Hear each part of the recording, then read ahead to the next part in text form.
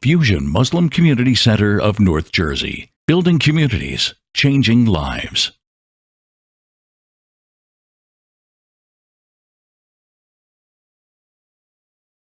Good start. Bismillah, walhamdulillah, wa salatu wassalamu ala rasulillah wa ala alihi wa sahbihi wa ala ma ba'd. Assalamu alaikum wa rahmatullahi ta'ala wa barakatuh. So today I wanted to start off by talking a little bit about the concept of honesty, truthfulness. We know that when Musa alayhi salam, he presented Fir'aun his miracles, Fir'aun rejected them and he called them magic. Musa alayhi salam responded with something very interesting. He said, بعد أعوذ بالله من الشيطان الرجيم وقال موسى ربي أعلم بمن جاء بالهدى من عنده ومن تكون له عاقبة الدار إنه لا يفلح الظالمون. Musa alayhi salam said that my Lord, Allah subhanahu wa ta'ala, He knows, He's more knowing of who has come with the guidance from Him. Your system, your whole leadership, your government is based on lies, it's based on oppression, based on mistreating people, based on the concept that you're some sort of a deity. All of this will in the end fall apart. Why? Because Allah exposes the truth in the end. So He's basically saying that my message will withstand the test of time and yours will not. And that basically, when He says wrongdoers will not succeed, He's telling him that your time is almost up. So with that, I just want to give a brief introduction to this concept of honesty and truthfulness and how it has to be the basis of anything in order for it to last. If you look at a society, you'll notice that all human interaction and cooperation has to operate at a base level of trust. If anybody wants to, let's say for instance, go into the sciences, can you do any sort of science without trust?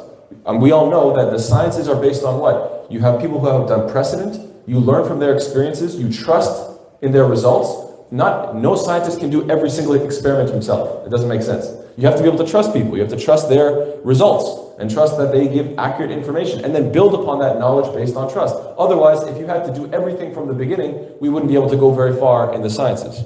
When you talk about history, journalism, the news, fake news, right? Fake news, people, this is like the common thing. If you don't trust anybody when it comes to, there's no such thing as history if you don't have any basis of trust. There's no such thing as journalism if there's no basis of trust. So how can a society have science? How can it have journalism? How can it have history? How could it have any sort of business, contracts, oaths, if people can just break it? Someone could say, oh no, but they had a contract and they broke it. They weren't trustworthy, so I'm going to take them to court. Yeah, but if there's no trust in the system, in the legal system, then obviously taking them to court won't work either. So whether it be business, whether it be law enforcement, all of this requires a large amount of trust. It's actually accurate to say that the world's greatest currency is truthfulness and honesty. The world's greatest currency is in fact trust, because that's what makes any society flourish. Now, when we look at it from a purely materialistic perspective, what's interesting is that from the atheistic point of view, there's nothing wrong with lying. Survival of the fittest, right?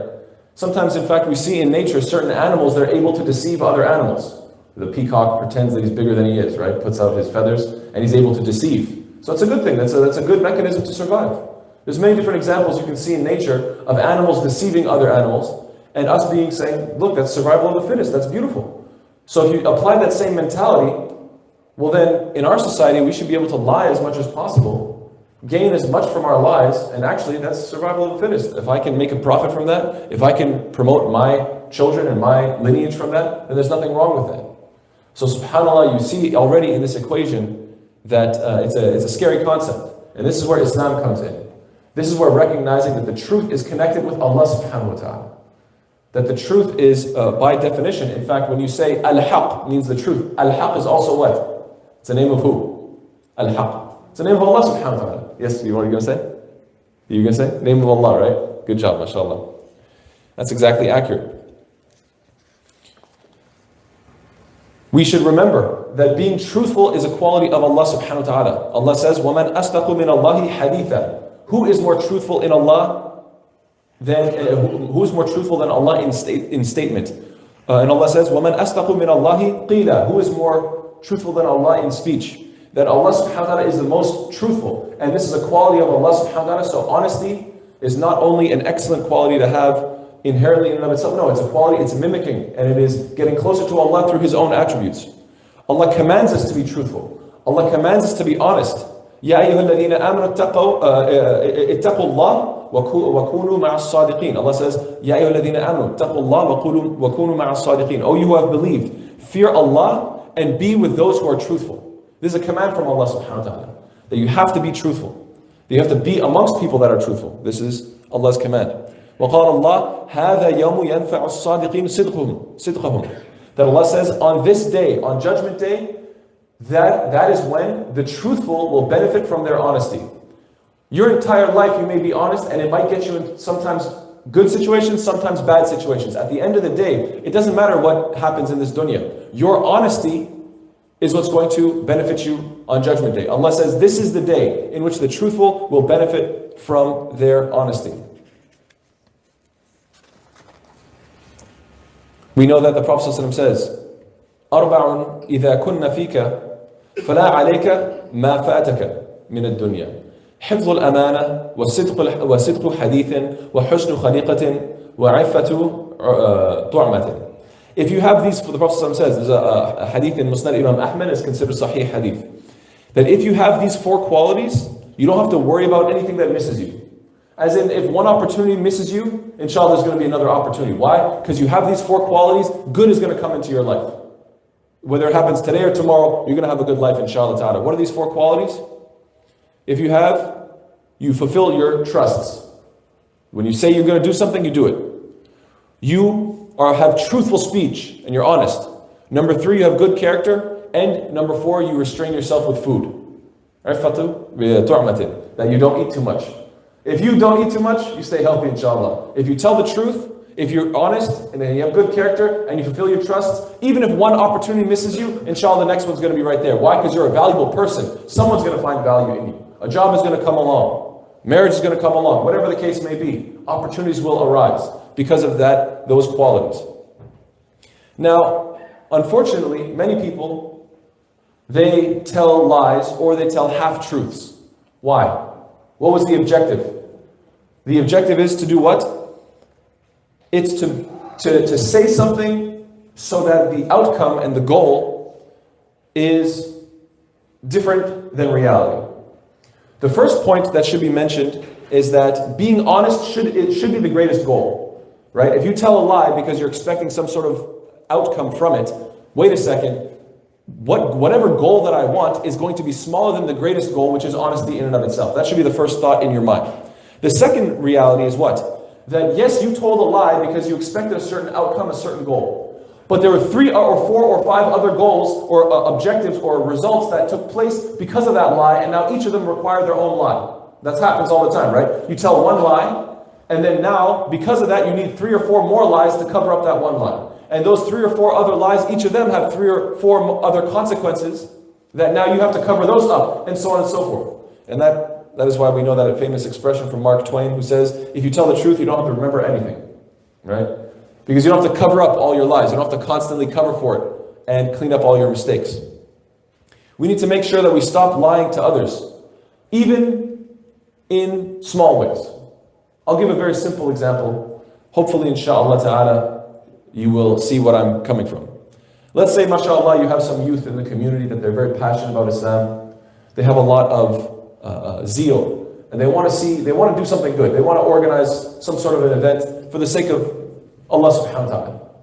So they have this passion, they have this enthusiasm, and they organize an event, and they put in a lot of effort, and they think that this is a good event, and this is a relevant topic to the community, and this is something that will really affect, this will be beneficial for them.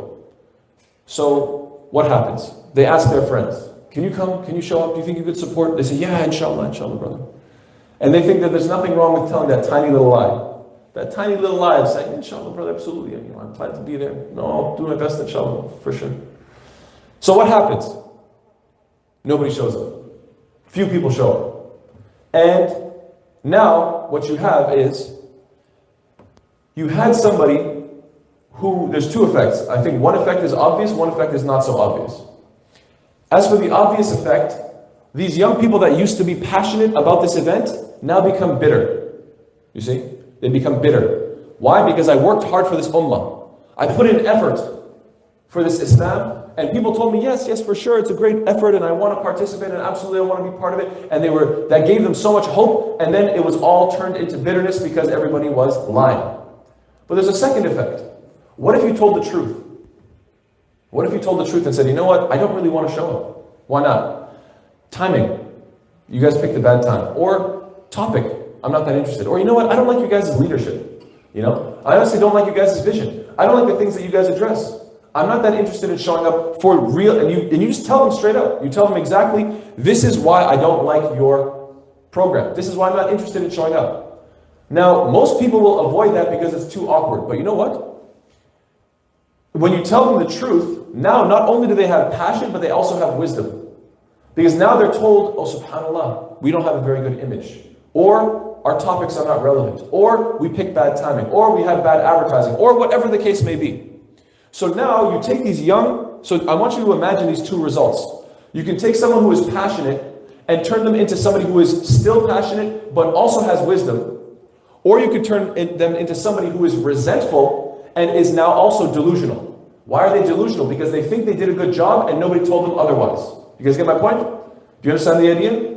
They think they did good advertising. They think that their topics were relevant. They think they did everything right. Nobody told them otherwise.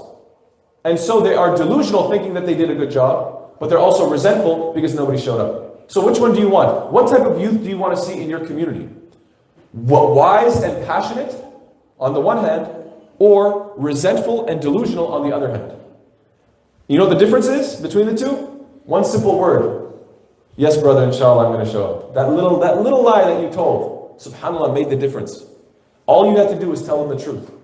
And tell them, maybe I'm not going to come because of this reason, that reason. And just be honest with them. Tell them what you actually think. There's nothing wrong with that. Even if it becomes awkward. There's nothing wrong with that moment where there's disagreement. There's nothing wrong with having a moment of contention and learning what people actually think.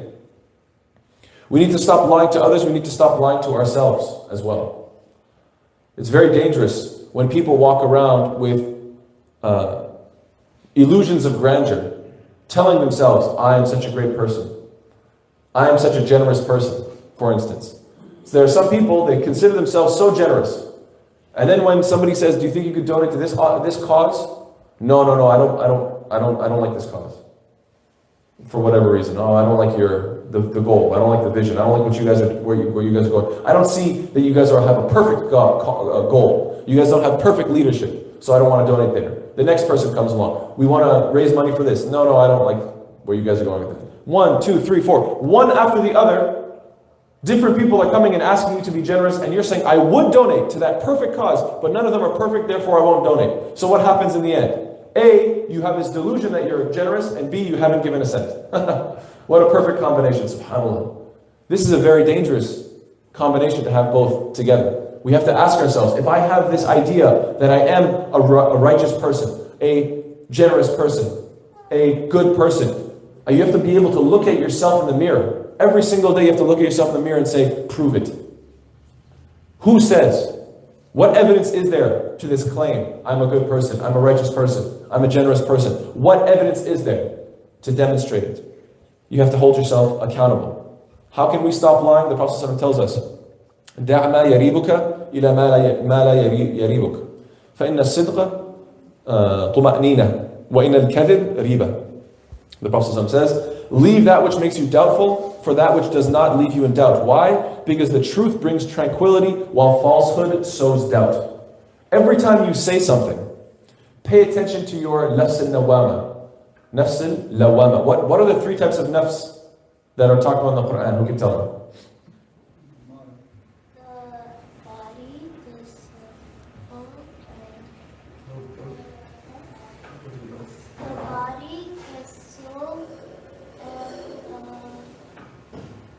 Okay, good attempt. Body, soul. But there's 3 different types of nafs. Anybody want to? Nafs amar as-su, yes? Mutma'inna and lawama. There you go. So, mutma'inna is the one that has spirituality connecting to Allah subhanahu wa ta'ala. Lawama is the blaming one. It's constantly saying, oh, it's your consciousness. You're telling you did something wrong. And amar as-su is always commanding you to evil. So here's the interesting thing. We all know what it feels like when you're speaking, when you're having a conversation with somebody, when you're having an argument with somebody. And it's as if there's this meta you, this other version of you that is kind of floating above yourself and watching you have this conversation, judging how you're speaking. And it might say things as you go through your conversation and say, you don't really know that. You guys ever had that moment? You're having a conversation and it's like there's a little part of the back of your mind that's saying, you just made a statement and you said it with a lot of confidence, but you don't really know that. You just kind of are asserting it because you want to make the point, because you want to win the argument. Or perhaps this nafs al-lawwama is going to say something like, you're just trying to show off right now. Or perhaps it'll say, that's a half-truth. You're asserting something as 100% true, but you're not showing the other side of the equation. So it's very possible that we've been in this situation where we're having an argument, we're having a discussion, we're having an intense conversation with somebody, and there is this other side of you that is watching you have this conversation and judging you and saying, this is not 100% accurate. What should you do? You should try to drop anything that gives you that sense of uncertainty. Immediately get rid of it. Why? Because you won't necessarily always be right, but at least you'll be always honest. And when you're always honest, then when people correct you, inshallah, you can fix what you said. I'm not saying that by being honest you will be correct. No, maybe you'll say things that are completely incorrect. But at least you'll be the most authentic version of yourself. And the most authentic version of yourself, inshallah ta'ala, when it gets exposed, and then when people correct it, then you, from a core perspective, you will change. As opposed to presenting a fake version of yourself and never properly being corrected. There's no benefit in that. Furthermore, when you get rid of all of those half-truths, when you get rid of all the things that make you doubt, some of you might say to yourself, subhanAllah, if I start speaking that way, I'm going to cut out 90% of my speech. So much of my speech is like, I sort of think this, I'm not 100% sure, I'm not perfectly accurate. So I'm going to cut out so much of my speech. In my response to you is this, alhamdulillah, that's a good thing. You know why? Because that means the 10% that's remaining is going to be the most authentic version of yourself. If you're able to cut out even 90% of your speech because it has some doubt in it, then that last 10% is the most authentic version of yourself. You are the most sincere individual. That's a beautiful way of speaking. And that's a beautiful way of being, inshallah ta'ala. We should never justify speaking some sort of a half-truth for the sake of being nice, for the sake of being kind. Why? Because the idea of being nice and being kind is that it's as if you're saying to yourself, I'm going to lie to this person in order to protect them from reality. I don't want to be too harsh. I'm just going to protect them from reality. Guess what? There's no protection from reality. Reality is too real. Reality is going to hit you like a ton of bricks. If the more you lie to somebody and tell them falsehoods, eventually that truth is going to face them. Eventually, they're going to run into that wall of reality. There is no protecting human beings from reality. So even though you might want to present it in a kind way, even though you want to pick the right time and pick the right words, absolutely. But at the end of the day, always speak the truth. And never try to protect people from reality, because you're only going to make yourself weak and make them weak in the process as well. So that's with regards to the topic of honesty and the importance of being honest. Now with regards to the issue of cooperation. As the title of the talk was about, honesty and cooperation, inshallah. With regards to cooperation, hopefully we can start on the basis of honesty. That's why I talked about that. Furthermore, we should always recognize that Allah says what? وَمَا مِن دَابَّةٍ فِي الْأَرْضِ وَلَا طَائِرٍ يَطِيرُ بِجَنَاحَيْهِ إِلَّا أُمَمٌ أَمْثَالُكُمْ. And there is no creature on this earth or bird that flies with its wings except that they are in communities like you. That Allah subhanahu wa ta'ala says that every single type of creature, every single type of animal on this planet, they live in some sort of a community. Now, there's two different types of communities. There are some that cooperate in large numbers, but in a very rigid manner. And there are others that cooperate in a flexible manner, but in small numbers. Can anybody give me an example of animals that operate in huge numbers, but in a very rigid manner? Yes? Ants and bees. Those are good examples, right? Ants. Huge colonies. Thousands upon thousands of ants, but in a very rigid manner. Can anybody give me an example of animals that work in a flexible manner, but in small numbers? Walruses?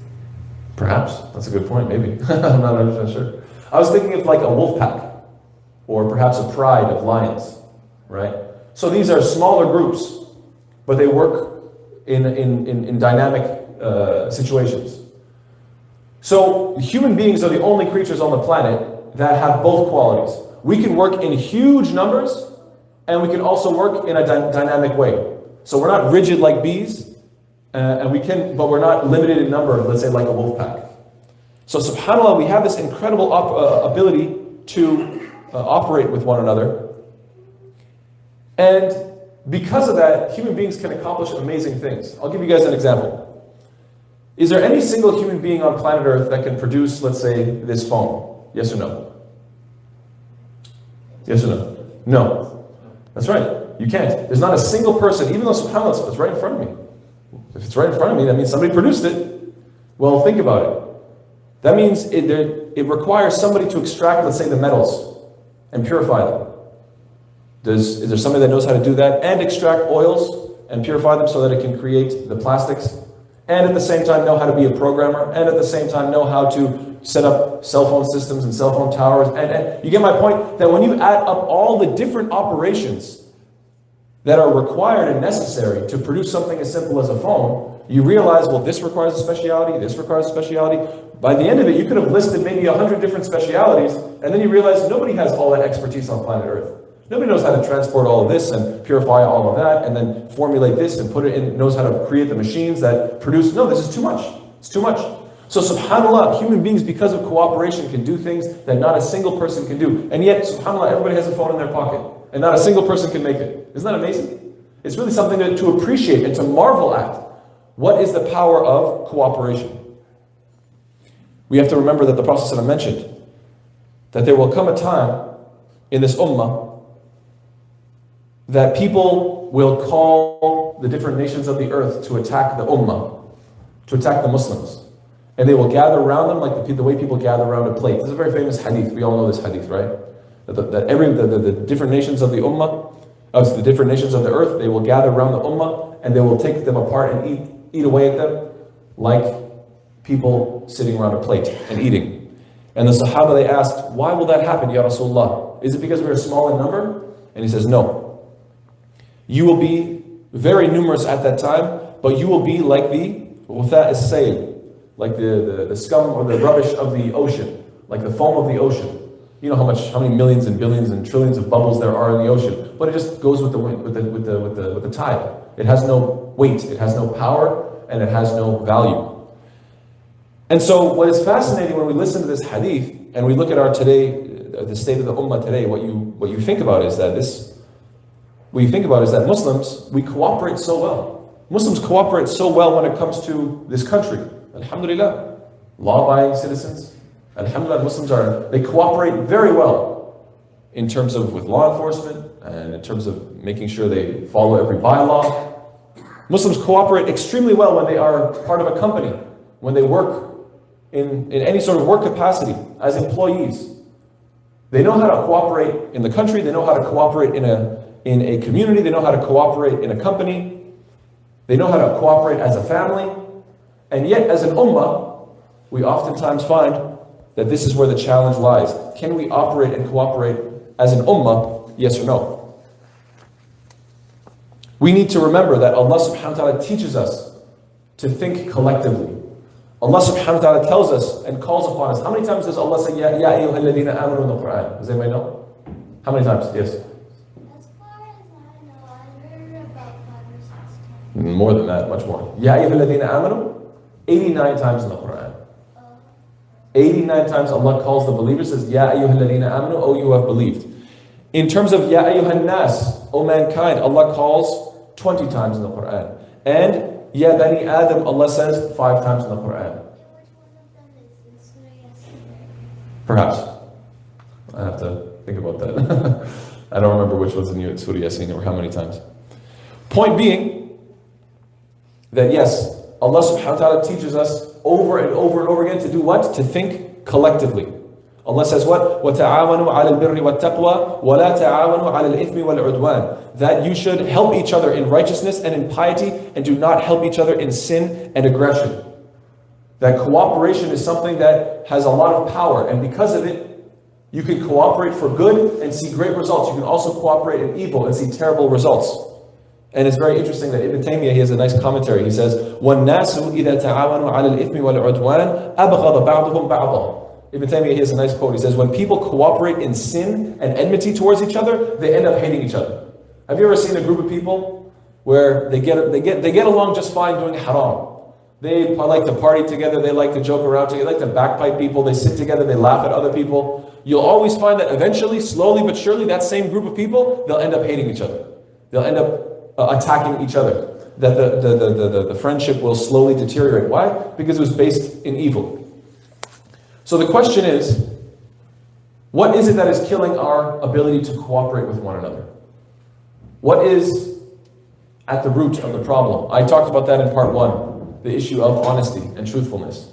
That we need to first start within ourselves, checking ourselves to make sure that we are honest with others and that we are honest with ourselves. The second thing could be pride, kibr, arrogance.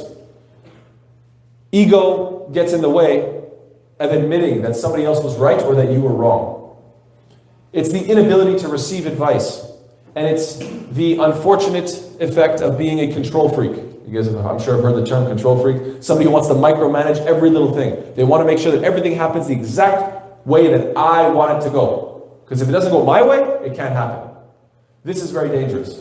These are the things that destroy cooperation. Another thing is jealousy, hasad, being jealous of one another.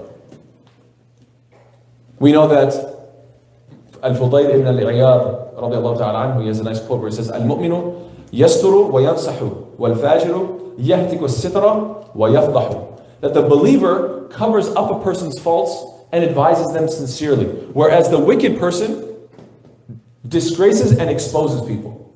So you have to ask yourself, in a community, when we're trying to work together, when we're trying to be honest with one another, when we're trying to make sure that we move forward in a community, and let's say a mistake happens, because mistakes happen all the time.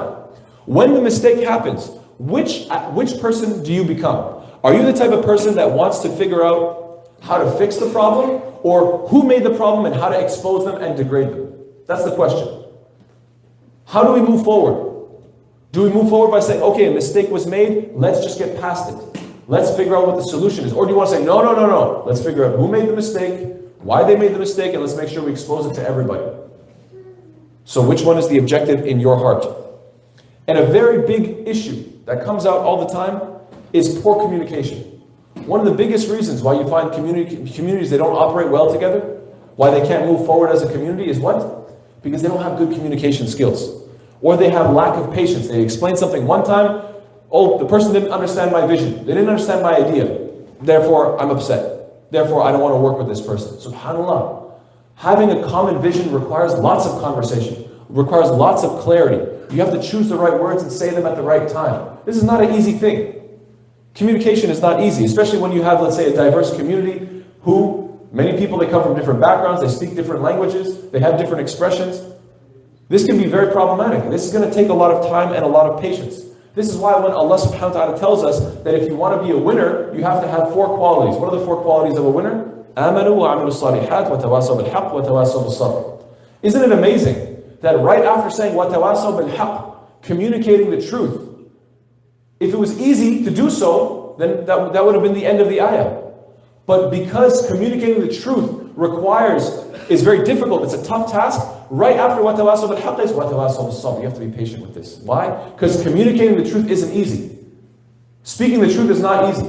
It takes a lot of patience to clarify exactly what you mean. It takes a lot of patience to make sure the person grasps the concept well. So these 2 concepts, they come together so beautifully. وَتَوَاصَوْا بِالْحَقِّ requires, by necessity, وَتَوَاصَوْا بِالصَّبْرِ. The truth requires patience. And so we need to practice that diligently. We need to develop our communication skills, bi'idhnillahi ta'ala. We should remember, and inshallah with this I'll conclude, that the Prophet ﷺ told us what? إِنَّ الْمُؤْمِنِ لِلْمُؤْمِنِ كَالْبُنْيَانِ يَشُدُّ بَعْضُهُ بَعْضًا. That وَشَبَّكَ أَصَابِعَهُ. That the Prophet ﷺ said the faithful believers to the other believers, they're like bricks of a wall reinforcing each other, and then he put his fingers like this to demonstrate the idea that they stick together and they reinforce one another. Allah subhanahu wa ta'ala, the Prophet ﷺ tells us what? يَدُ اللَّهِ مَعَ الْجَمَاعَةِ. That Allah's hand is with the jama'ah. that the barakah of Allah, that Allah's blessing is with the jama'ah, with sticking together and being united. Walhamdulillah, it seems that this is a beautiful gathering. May Allah subhanahu wa ta'ala bless it. Ameen. And so, I ask Allah subhanahu wa ta'ala to make us of those who are honest with one another. I ask Allah subhanahu wa ta'ala to make us of those who are not only able to cooperate in this greater society, in this greater community, not only in our jobs and in our workplace as employees, but we say to ourselves, number one, first and foremost, I have to be a member of the ummah. That should be my priority in terms of cooperation. That should be where I flourish beyond anything else. That's where the cooperation should shine the most. And it should be done so, and may Allah subhanahu wa ta'ala make us of those who we do so based on honesty. That we are not afraid to tell the truth. We are not afraid to be honest with one another and to tell each other even difficult truths. And even if it takes time, even if it causes arguments, even if it causes tension, that's okay. Tension can take place. I mean, life is difficult sometimes. And so sometimes it requires a bit of conversation. Sometimes it requires a little bit of tension. But as long as we are patient with one another, as long as we persist with one another, inshallah, we will have a common vision and we will be able to work together to see something greater grow, bi'idhnillahi ta'ala. So with that, I close, and I'd like to open it up for any comments or questions. And inshallah ta'ala, this is either the most favorite part of the talk or my least favorite, because sometimes people stare and they have nothing to say. And so subhanAllah, I tried to give as much as I could.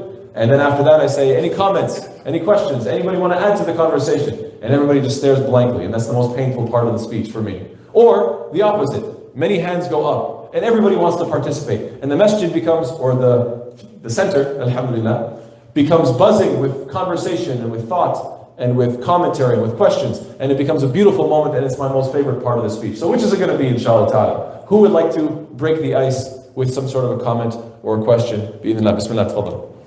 Wa alaikum. Thank you so much for coming. That was a very good address for us. I wanted to say, I remember when we went to Hajj, alhamdulillah, it was the 10, 12 days of brotherhood. Brother, assalamu alaikum, where are you from? There was so much excitement of meeting people, of feeling united, right? Yes. How do you bring that out to, where our homes, to our communities where you love each other sincerely, for Allah's sake? I think that's a challenge, because many times, we're busy with our lives. How do we connect with each other? We're part of the ummah of the Prophet, and sometimes I feel like there's walls in there. Yes. There's a specific hadith, I'm not remembering the wording of it in Arabic. There's a hadith that says, I think it's Afshu Salam. It's not that one. Anyway, there's one that says, spread the salam to man ta'arif wa man lam ta'arif, something like this. There's a hadith, I can't remember the wording. It says basically, spread your salam to those who you know and those who you don't know. This is a very important quality to have. And it's so sad to see so many communities, people sitting next to each other every single Jum'ah for years. And then after that you say, what was that brother's name? Oh, I don't know. I sit next to him every week for 10 years. I still don't know his name. SubhanAllah. So the Prophet ﷺ gave us very beautiful advice and said, give salam to people who you know and people who you don't know. And the second thing is, I would say that you guys are working in the right direction in that you guys are eating together. Afshu salam wa at'imu ta'am, right? That's one hadith says what? That spread salam and feed people. That when people sit together and eat together, inshallah ta'ala, it will bring the hearts together, inshallah ta'ala. That's one factor, absolutely. Sitting together, eating together, getting to know one another. And recognize that every single person's story is a unique story. Every single person has something to offer and you don't know what that is. And so sometimes you look at someone and you think to yourself, based on the way he talks, based on the way he looks, you kind of put him into a little box in your head. You say, oh, this person's not too interesting, or this person doesn't have anything to offer me. And you sort of marginalize them very quickly.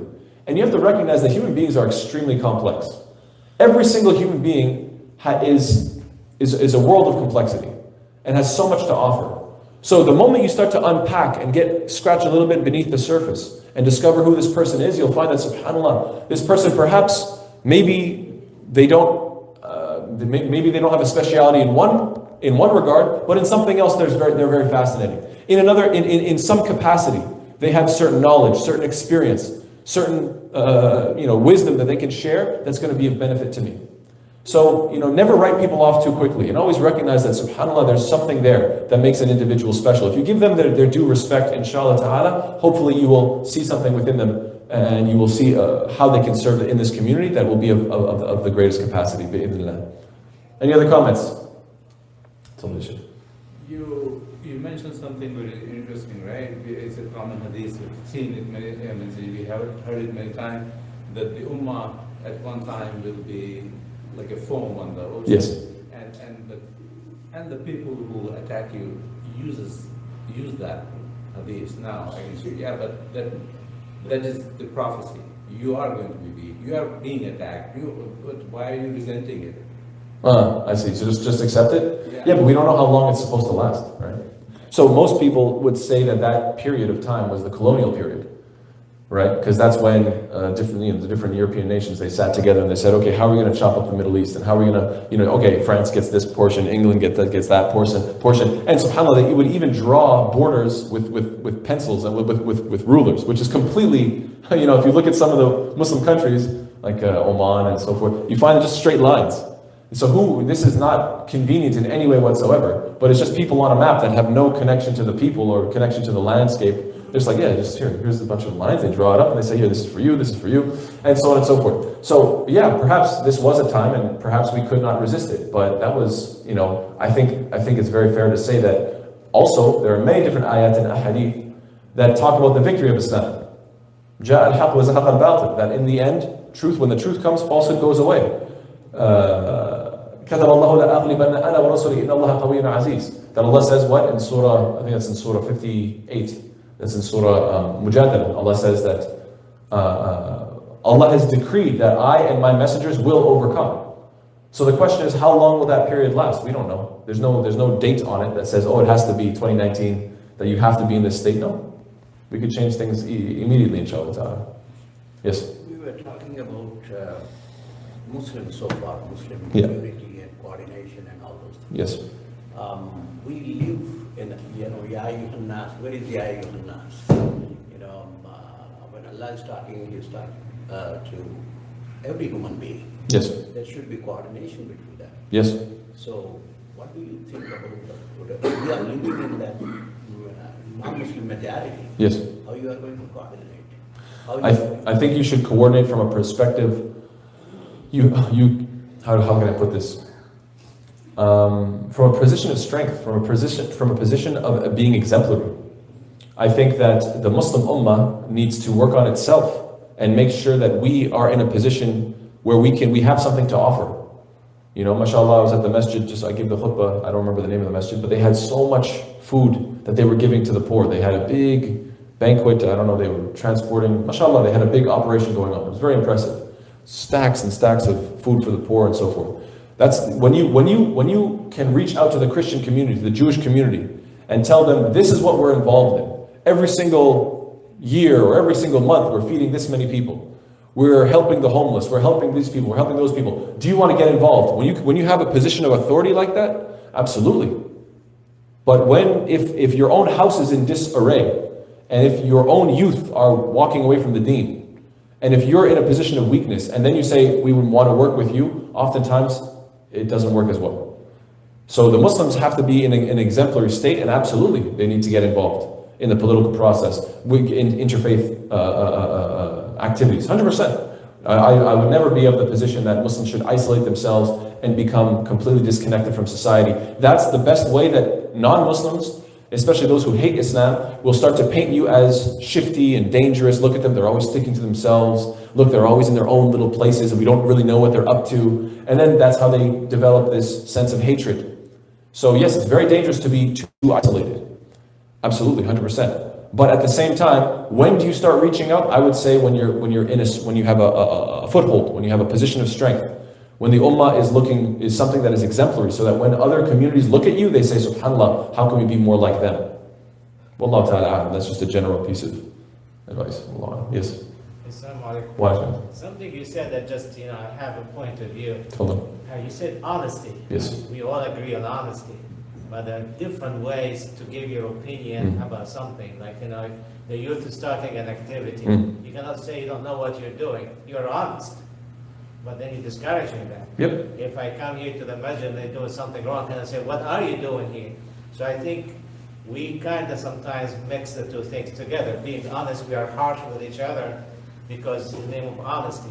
Shouldn't we be nice to each other when we do Yes, it? absolutely. That's part of the sabr. وَتَوَاسَوْا بِالْحَقِّ, speak the truth, but that at the same time do so in a way that is kind and patient, and that you take, it's very easy to just blurt out the first thought that comes to your mind, but there's no patience in that.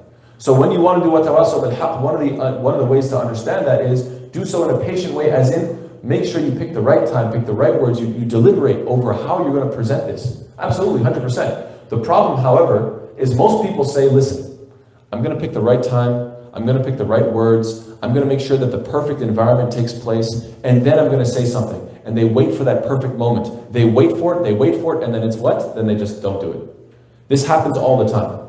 Most people, when they know something should be said, they keep telling themselves, for the sake of hikmah, brother, for the sake of hikmah, I'm waiting. For the sake of hikmah, I'm waiting for the right time and the right words and the right place and so on and so forth. And then hikmah lets them delay until they finally said nothing.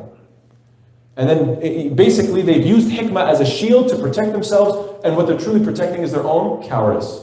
This is not acceptable. You cannot hide behind hikmah just really to uphold your own cowardice. You have to be able to be honest with leadership, be honest with your community, and say this is a good idea or this is a bad idea. Choose the right words, choose the right time, absolutely, but don't shy away from the truth. Otherwise, subhanAllah, communities will simply walk away from each other, and you will find that people, they'll say, yeah, sure, it's a great idea, yeah, I'd love to participate. No, I don't like those guys. I don't like the way I don't like their vision, I don't like their programs, I don't like this and that. Why didn't you tell them? Why weren't you honest with them? It's okay, I'll tell them another time. And they just never end up doing it. So may Allah protect us from that. I mean, any other, yes?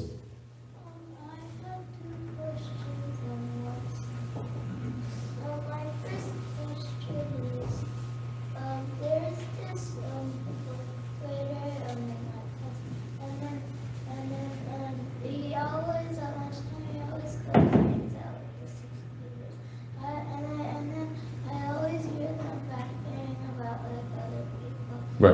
Recently, I heard them backbiting about this student named A/Mahmoud, and then I was patient with them, but they're still doing it. Yeah. So the question is, what do you do when you are? By the way, your question is very applicable to every age. Unfortunately, it's not just in grade 4, grade 6, even up until high school, even up until university, even in the workforce. It's the same problem. People have different levels of sophistication in what they're doing, and they're doing the same thing, unfortunately. So the question is, what do we do when we're witnessing people backbiting? I think one piece of advice that you could give somebody is that if, let's say there's two people, and they love to talk about a third person, what you should tell the person is, look, that person that you like to talk about, that third person about, once you two are done talking about him and that guy walks away from you, he's going to talk to somebody else about you. Why? Because that's part of his nature. When you like to backbite somebody else, that same person you were backbiting with, just know for a fact that once they walk away from you and start having conversations with other people, the next person they're going to talk about is you. So if you don't like it when they talk about you, then you shouldn't talk about other people. Give them, if you want to talk about somebody, let them be present. Give them a chance to defend themselves. Give them a chance to speak their own opinions and defend themselves. But if you don't give them that chance, then just what happened to them, it's going to happen to you as well. Does that make sense? Good stuff. Told issue. Alhamdulillah, group of Muslims get together and form communities and form centers. But very often it comes to the point when they're all discussing something, they get into differences. And somehow we just get entangled with that difference and split apart and do not work out through our brain or something that we should work out our solutions of the differences and do not get carried away with that differences. Right. One solution that you could perhaps try that I think often many communities don't use, which is very sad, is they don't use an arbiter. So what I mean to say is you'll have, let's say, two groups of donors, let's say, and they both want to put their money towards some sort of an operation. And then there's an imam in the middle. And the imam has an opinion, but everybody's like, look, the imam doesn't have any financial backing, so at the end of the day, your opinion doesn't really matter, right? That's a very poor attitude. When in reality, I think the way the attitude should be, look, let's get an imam that we're actually going to respect his opinion. Let's find a leader before we know what his opinion is, before we know what the outcome is. We haven't presented to him already the idea. Before we even present him the idea, we say, do we respect this individual's ilm? Do we respect this person as an authority? And if the answer is yes, then we say, okay, so we are both going to agree that we all think this person is elder, this person is wiser, this person has knowledge, this person is sincere. We're going to grab this person and say, you are going to arbitrate between us. Why? Because we all agree that this person is a righteous individual. And once that person listens to both sides thoroughly, and then comes to a conclusion, comes to some sort of a verdict, we've already all agreed that we consider this person of a good status and of good sound mind. So inshallah ta'ala, we're going to move forward. And even if the position is one that I don't agree with, at the end of the day, as the hadith mentioned, I just said a moment ago, yadullahi ma'al jama'ah, that Allah subhanahu wa ta'ala's blessing and Allah subhanahu wa ta'ala's power is with the jama'ah, with unity. So inshallah, even if it goes against my opinion, at the end of the day, I already agreed, so I'm going to stick with it. If you can't accept anybody's arbitration, if at the end of the day, nobody is wise enough, nobody is knowledgeable enough, nobody is good enough to arbitrate, then subhanAllah, I would have to say that you might have a problem. That you would be able to tell the other side, look, we were willing to pick some imam, some sheikh, somebody from the community, somebody who has knowledge, somebody who has wisdom. We were willing to pick someone to arbitrate between us, but you refused, well then the other side is being stubborn. And there's not much else that you can do at that point. Wallahu a'lam. Does that make sense? Has happened. Yes, I'm going to ask others, inshallah. Is that okay? Jazakallah khair. Any other comments? Any other questions? Okay, young man, go for it.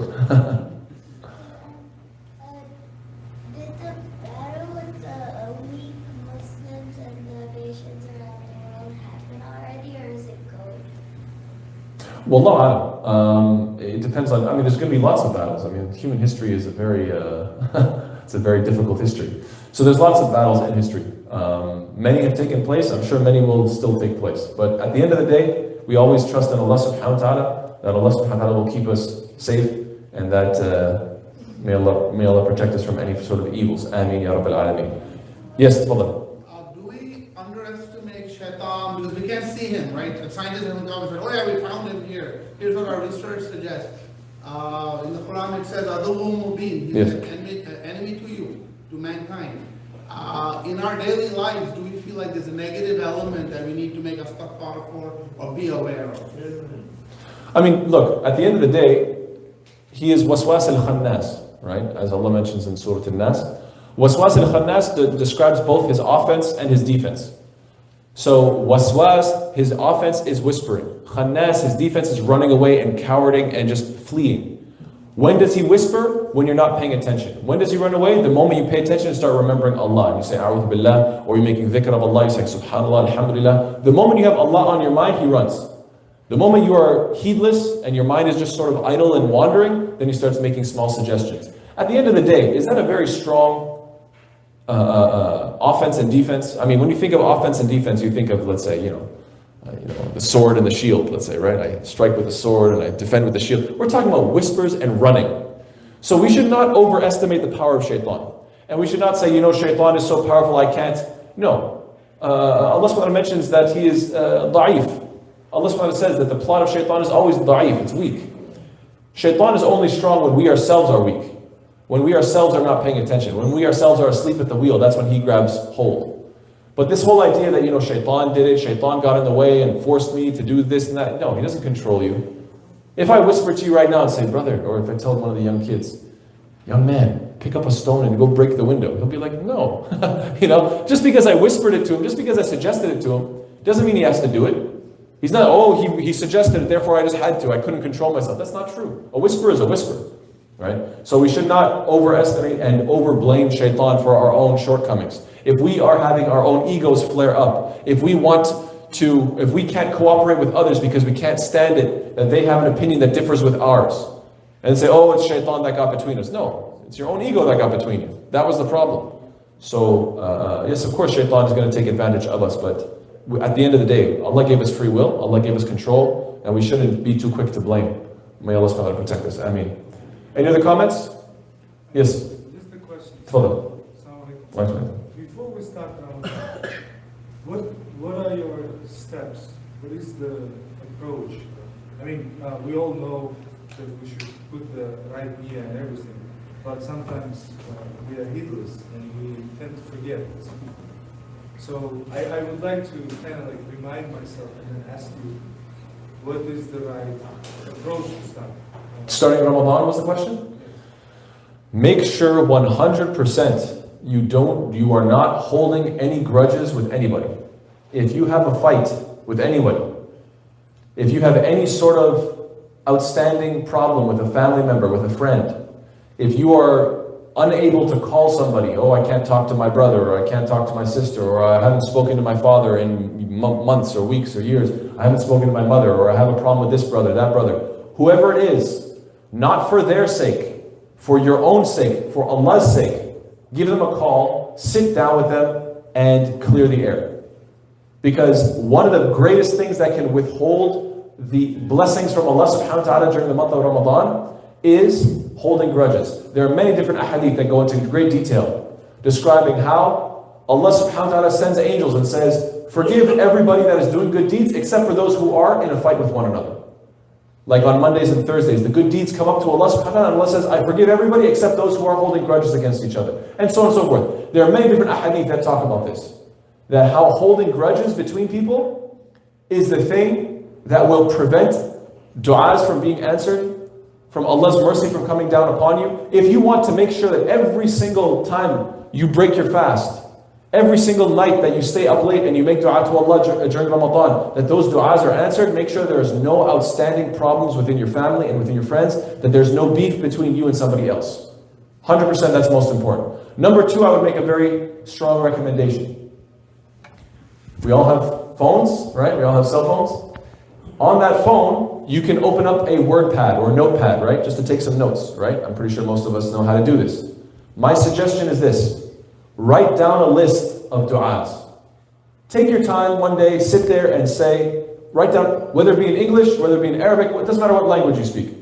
Whether it's du'as from the Quran, du'as from the Sunnah, or just your own personal du'as. Oh Allah, give me this. Oh Allah, bless me with that, etc., etc.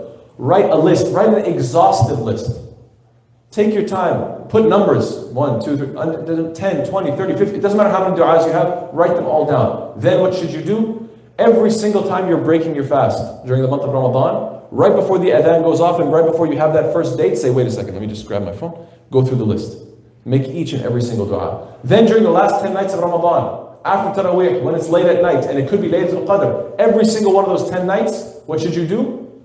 Go through that list, make dua. Sit there by yourself, make dua to Allah subhanahu wa ta'ala. If the time of breaking your fast is a time where a dua is accepted, and you do that 30 times in a row, don't you think your dua is going to be accepted?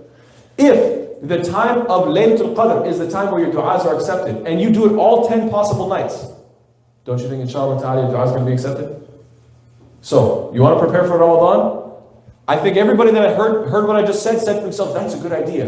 What percentage will actually do it? Maybe 5%. Try to be part of that 5% inshallah ta'ala. Because most people, they hear a good idea, they say, wow, mashallah, great idea, mashallah brother, let's go get some breakfast. And then that's it. They go get breakfast, they forget just about the idea. Please don't forget about this idea. Phone, list, du'as. Every single time you break your fast, every single night, especially the last 10 minutes. Make sense? Khair inshallah. Yes?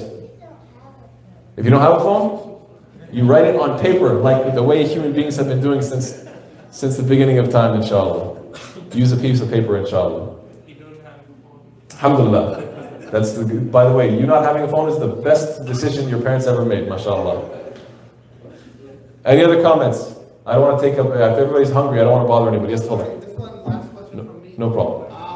You know, at the job, you get feedback, you get a review. In school, you get grades.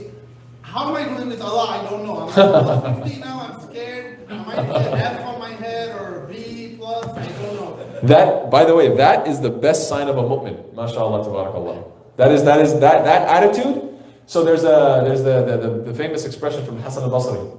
He says, النفاق ما آمنه إلا المنافق ولا خافه وَمَا خَافَهُ إِلَّا الْمُؤْمِنِ. That hypocrisy is such that nobody fears it except he is a mu'min, and nobody feels safe from it except that he is a hypocrite. You get my point? So the one who is a munafiq, he says, I'm not a munafiq. I'm the man. I'm great. The one who's constantly saying, am I a munafiq? Am I a hypocrite? Right? The famous hadith where, I think it was Handara, I can't remember which, or it was Hulayfa ibn al-Yaman.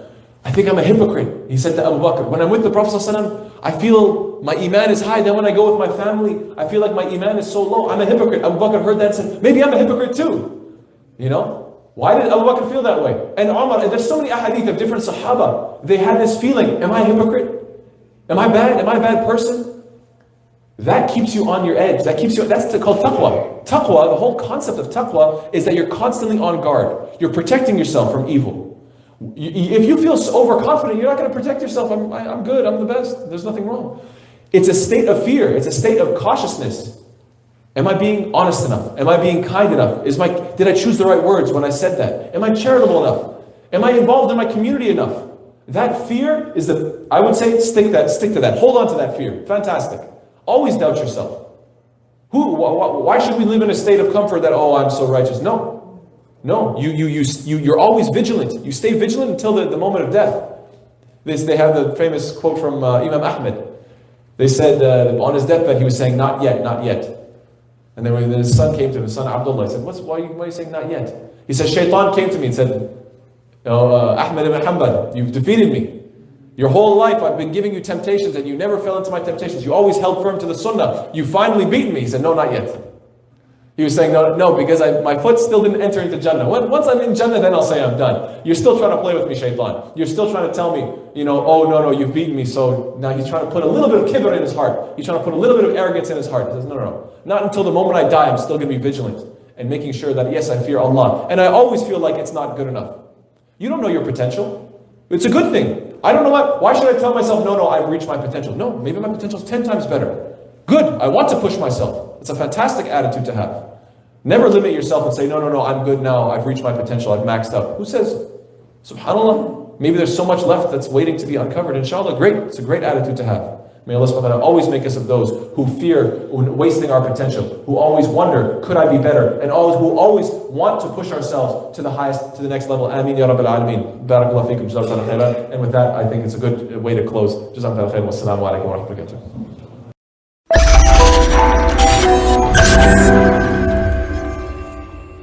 The Fusion Muslim Community Center of North Jersey. Building communities, changing lives.